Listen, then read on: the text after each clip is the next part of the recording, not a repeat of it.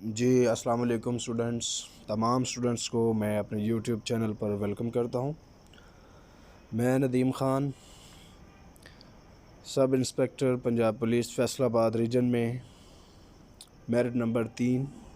उससे पहले special branch Punjab police merit number 1। उसके बाद CTD पंजाब पुलिस में मेरिट नंबर 5 था। तो इन तमाम पोजीशन पर साइकोलॉजिकल टेस्ट लिया गया था। आज की वीडियो में अपने उस एक्सपीरियंस की बुनियाद पर आप लोगों को बताऊंगा कि सब इंस्पेक्टर पंजाब पुलिस में किस नौइयत का साइकोलॉजिकल टेस्ट होता है और इसका बुनियादी मकसद क्या होता है। आज की इस वीडियो में आपको 4 चीज़ें बताने लगा हूँ। सबसे पहले लॉ इन्फोर्समेंट एजेंसीज़ में साइकोलॉजिकल टेस्ट क्यों लिया जाता है, इसके क्या पर्पज़ होता है। दूसरे नंबर पर PPSC का ये जो साइकोलॉजिकल टेस्ट होता है, इसमें किस टाइप के क्वेश्चन आते हैं, कौन कौन से एरियाज़ देखे जाते हैं।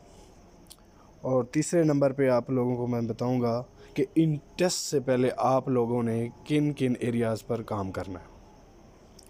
और आज की वीडियो के आखिर पर मैं आपको बताऊंगा कि इंटरव्यू पे साइकोलॉजिकल टेस्ट का क्या इफ़ेक्ट होता है, कितना मैटर करता है साइकोलॉजिकल टेस्ट आपके इंटरव्यू पे।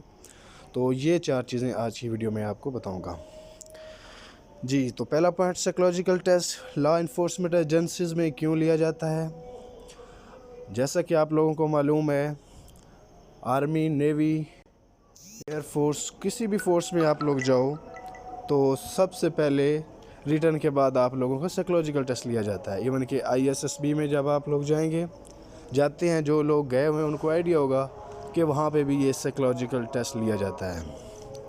तो पुलिस में ये साइकोलॉजिकल टेस्ट क्यों लिया जाता है, उसका बुनियादी पर्पज़ सिर्फ ये है कि साइकोलॉजिकल टेस्ट लेने से एक इंसान की कंप्लीट पर्सनैलिटी का आइडिया हो जाता है, बंदे की स्टेट ऑफ माइंड का आइडिया हो जाता है, बंदे की जो नॉलेज है, बंदे की पर्सनैलिटी है, उसके बारे में कंप्लीट इन्फॉर्मेशन आ जाती है। और दूसरा पर्पज़ ये है कि फोर्सेस, ये जो पुलिस फोर्स है, इसका डायरेक्ट इंटरेक्शन आवाम के साथ है, पब्लिक डीलिंग के साथ है। एक पुलिस ऑफिसर को आवाम में रह के आवाम का तहफ़्फ़ुज़ यकीनी बनाना होता है। तो इसलिए कि ये बंदा एक प्रेशर सिचुएशन में, एक टफ़ सिचुएशन में अपने आप को काबू रख पाएगा, एंगर मैनेजमेंट इसमें कितनी है, अपना प्रेशर को किस तरह हैंडल कर सकता है। तो ये तमाम चीज़ें जानने के लिए ये साइकोलॉजिकल टेस्ट पंजाब पुलिस के लिए PPSC कंडक्ट करवाती है।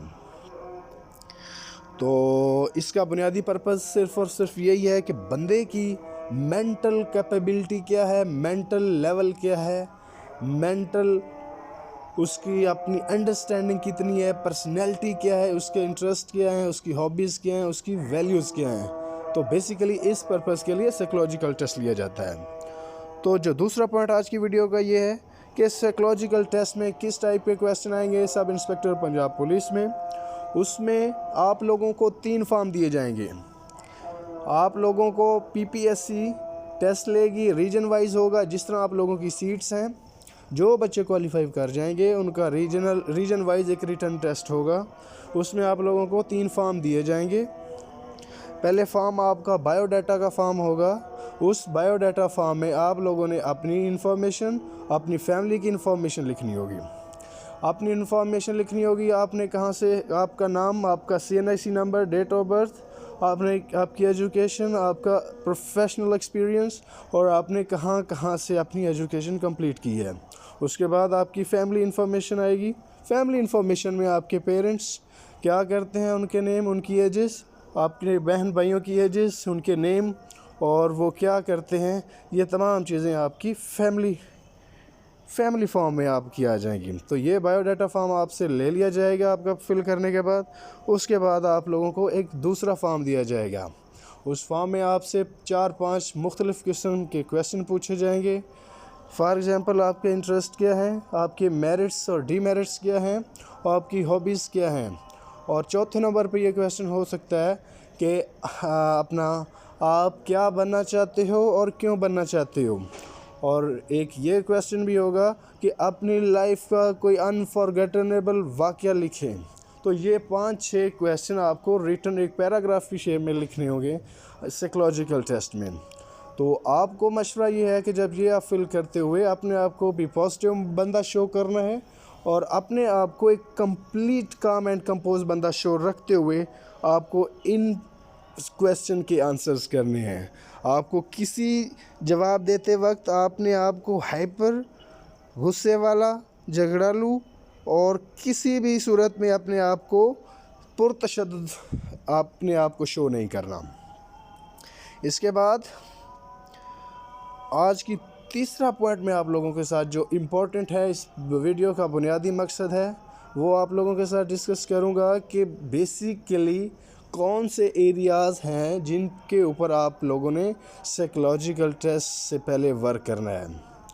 तो वो ये एरिया है, सबसे पहले आप लोगों ने जो ब्लास्फेमी है, गुस्ताखी है, रिलीजियस व्यूज़ हैं। अगर आपके सामने ये कोई बंदा नाउज़ बिल्ला ब्लास्फेमी का मुर्तकिब हुआ है या कर रहा है, तो उस वक्त आपका क्या रिएक्शन होगा? आप लोगों से इस टाइप के क्वेश्चन पूछे जाएंगे, तो आप लोगों ने इसके बड़े ध्यान से आपने आंसर करने हैं कि कोई बंदा आपके सामने गुस्ताखी कर रहा है तो आपका क्या रिएक्शन होगा?